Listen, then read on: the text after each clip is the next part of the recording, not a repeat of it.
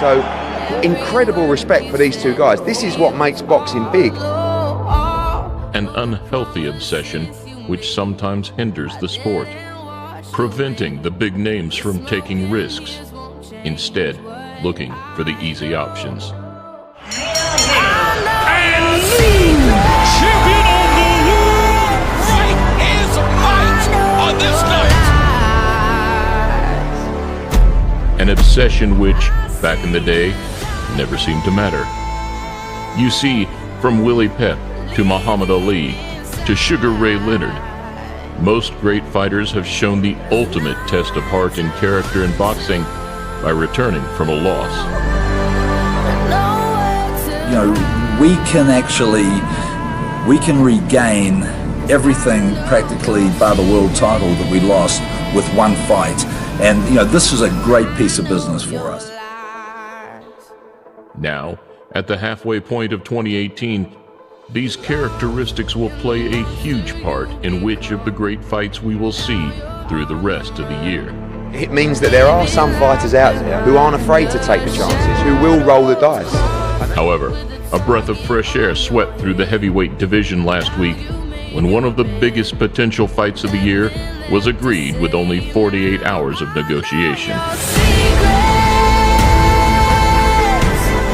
He's rolling the dice again in a fight that could determine his future in the world heavyweight division.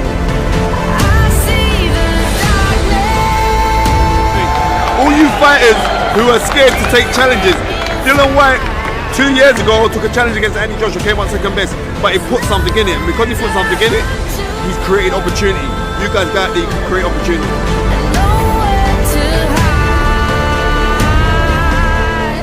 Though both having suffered losses, it sees two of the division's biggest names come together in true make-or-break fashion as they look for redemption.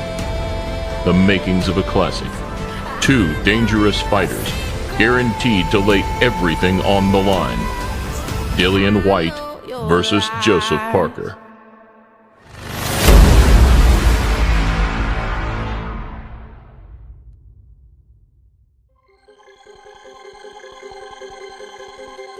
Hailing from Brixton, London, fighting has been a way of life for Dillian Whyte.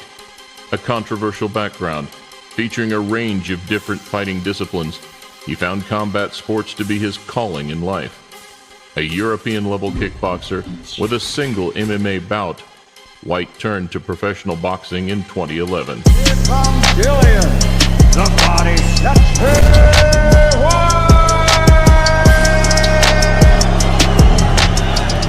Notably, as an amateur, he beat rival Anthony Joshua before turning pro in 2011, a feat which added fuel to their professional matchup back in 2015, in which Whyte suffered the only loss of his professional career. Listen, these people don't know me. They don't know what I'm capable of. You know what I mean? I was ready to go 12. I was ready to go 12, and I was fighting all the way up until then. Made one mistake and got clipped, but you know, that's how it goes. Since then, Whyte has amassed 7 straight wins. Most recently, a devastating knockout of Lucas Brown, which sent a statement to the boxing world. We'll try and chuck one more, but he can't, and the left hook lays him out. One that, alongside his 12-round war with Chisora, showed his heart, power, and willingness to fight the best. A clear contrast in character, Whyte has a much more serious and no-nonsense approach than his New Zealand counterpart. Inspired by fighters such as Jack Dempsey and James Toney, his attitude is what has made him a love-hate type fighter. He needs to be looking to get revenge for himself. So I'm gonna beat his ass about looking to get revenge for Lucas Brown, but you know, whatever, man. You know, good luck to him, man. On July 28th, Whyte will be out for blood, looking to make the most of an opportunity which he has sought ever since his first defeat. And also, he's now beaten Chisora in a very tough fight. He just beat the hell out of Lucas Brown.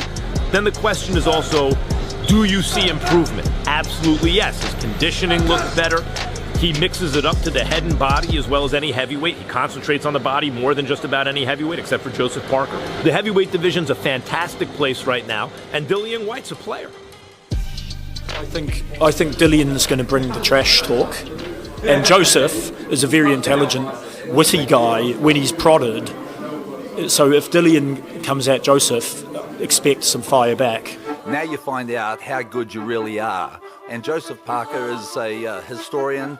He knows that this is about his place in history, and he will give every single piece of sweat and every ounce of blood in his body. Parker, of South Auckland, New Zealand, has shown a huge amount of nobility and bravery, even taking the fight. That being said, I think Parker has the ingredients to beat him. A huge risk to lose a high-profile showdown to then jump straight back in against the next best opponent, but one which could catapult him straight back into world championship contention. Ladies and gentlemen, he is Joseph! Starting boxing age 10, Parker was a natural. By 2009, he had reached his first world championship, and another 3 years down the line, turned professional at similar time to Whyte. Joining forces with trainer Kevin Barry, he was fast-tracked to become a world champion within 4 years. Beating Andy Ruiz in late 2016 for the vacant WBO belt, Parker launched himself into the limelight. I promise you this, that this is the fight that Joseph Parker wanted. This is redemption in one fight. Like Whyte, Parker's career-defining fight came against Joshua, one which, should he be victorious this summer, he would look to overturn. A professional both inside and outside the ring, Parker's respectable and polite approach has earned him fans across the globe. However, in a sport where fighters can be here today and gone tomorrow, his next result will be a big one. He's gone straight back into the fire. I love that. I love that attitude. And I love Dillian's attitude. He wants to fight the best. He doesn't care whether it's Joshua or Wilder or Parker. It doesn't matter. On paper, the matchup is a 50-50 fight, with the two matching up very evenly. With just 4 years age difference, and with one knockout win separating the two. Both having a mutual loss against Joshua, the summer showdown will be considered an eliminator-style fight to put the winner in contention of making either Joshua or Wilder their next opponent. We're up against a very physical, a very aggressive, a very strong and powerful Dillian Whyte, a guy who likes to come forward. We hope that his particular style of engaging will play right into our hands. Yeah, this is the biggest fight outside me fighting Joshua Wilder, so yeah, it's a massive fight.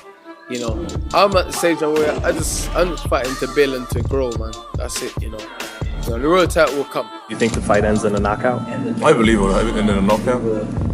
One punch to the chin, not my chin, his chin, you know.